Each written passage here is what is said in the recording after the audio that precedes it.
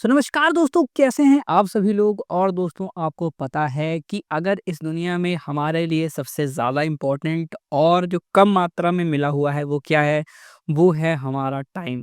क्योंकि आप जीवन में कुछ भी कर लें, आप जीवन में कितने भी कार्य कर लें, लेकिन ये जो जीवन है आपका सिर्फ और सिर्फ कुछ वर्षों का ही हो सकता है, अनलिमिटेड नहीं है।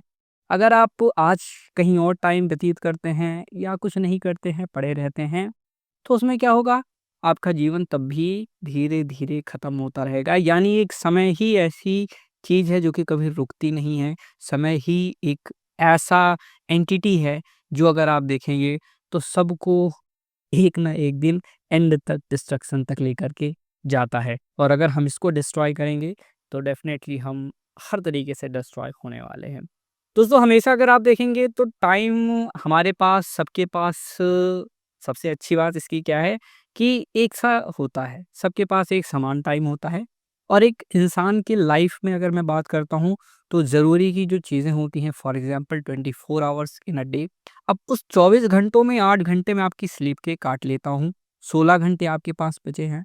16 घंटे में 2-3 घंटे या 4 घंटे आप और माइनस कर दीजिए अपनी रोज़मर्रा की गतिविधियों के लिए, ज़रूरी काम-काज के लिए, तो वहाँ पर फिर भी आपके अंदर जो है 12 घंटे बचे हैं।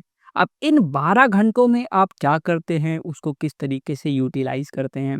ऑफ़िस वग़ैरह अगर आप जाते हैं, आप अगर स्टूडेंट हैं, ट्रैवलिंग में भी आपके 2-3 घंटे लग जाते हैं। और उस ट्रैवलिंग के दौरान भी जब आप एक सीट पर बैठे हुए हैं, उस पर भी टाइम को आप किस तरीके से यूटिलाइज़ करते हैं? क्या आपके विचार चल रहे हैं?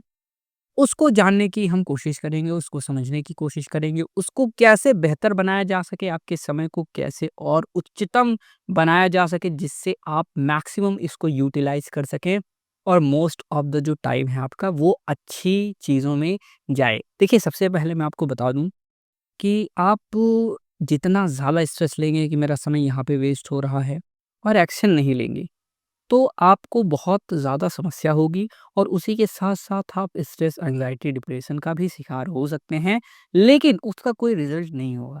क्योंकि टेंशन लेने से कुछ नहीं होता है, आपको एक्शन लेने से कुछ होता है। If you will keep on thinking about something which is irrelevant and you are in the loop, कि आप वही चीज़ कर रहे हो, फिर उसी के बारे में सोच रहे हो कि ऐसा नहीं करना चाहिए था, तो at the end of the day आप जो टाइम वो काम करने में वेस्ट कर रहे हो, उसके बाद वो टाइम आप उसको सोचने में भी वही वेस्ट कर रहे हो। मतलब डबल यहाँ पे आपका जो है नुकसान हो रहा है। तो यहाँ पे आपको कुछ चीज़ें ध्यान देनी है कि देखिए, टाइम एक ऐसी चीज़ है जिसको आप अगर देखेंगे तो कभी आपको स्ट्रेस में नहीं होना है कि ठीक है। हमेशा आपके अंदर एक ये होना चाहिए कि हाँ, मुझे उच्चतम की तरफ जाना है। मैं उसमें 1%, 2%, 4%, 10%, जैसे-जैसे एक बच्चा बड़ा होता है, धीरे-धीरे कई सारी चीज़ें सीखता है, वैसे ही हम अपने टाइम को धीरे-धीरे एफ़िशिएंट करने की कोशिश करेंगे। एक दिन का काम नहीं है, धीरे-धीरे वाली ये प्रोसेस है। हाँ, आपके पास एक रिपोर्ट कार्ड होनी चाहिए, एक एक्टिविटी ट्रैकर मैं आपको प्रोवाइड करा रहा हूँ। इसमें आपको चीज़ें जो हैं वो देख लेनी हैं कि आप जो है टाइम मैनेजमेंट करने के लिए अपनी क्या-क्या चीज़ें कर रहे हैं। तो चलिए अभी मैं आपको दिखा देता हूँ।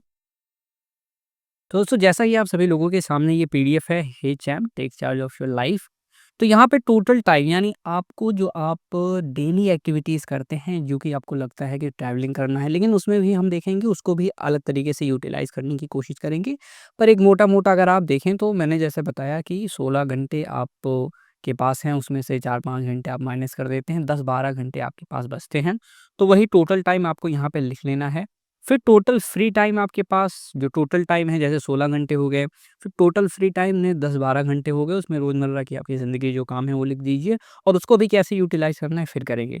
अब यहाँ से एंड ऑफ द डेज़ को हमें देखना है, यानी रात में जब आप खाली होते हैं, जब आप सोने वाले रहते हैं, फिर यूटिलाइज़्ड फ्री टाइम, आपने अपनी इस फ्री टाइम में 10-12 घंटे, अब किसी के लिए फ्री हो सकता है, किसी के लिए ऑफ़िस हो सकता है, किसी के लिए कॉलेज हो सकता है, आप उसी हिसाब से अपने टाइम को कम करते रहिएगा, ठीक है? अब ऑफ़िस में आपको आधे घंटे फ्री में मिल रहे हैं, आप आधे घंटे बैठे हो, तो उसको भी कैलकुलेट करना बहुत ज़्यादा आपके लिए इम्पोर्टेंट है। तो एक रफ़ फिगर हम लेकर के चलने वाले हैं ना, क्योंकि ऐसा तो अलग-अलग सर्कमस्टेंसेस होते हैं, so it is not quite possible that you always calculate the amount of work which is you are going to do तो इस वजह से क्या होता है कि हमें ये सर्टेनिटी नहीं होती, किसी दिन क्लाइंट आ गया, आप ऑफ़िस में हैं, किसी दिन आप कॉलेज नहीं गए, किसी दिन टीचर नहीं आए, किसी दिन असाइनमेंट हो गया आपका, there is another work in which you are busy and there is something कि आप बिज़ी टाइम में भी फ्री हो गए हो, तो ऐसी चीज़ें हैं, उसको भी देखना है आपको।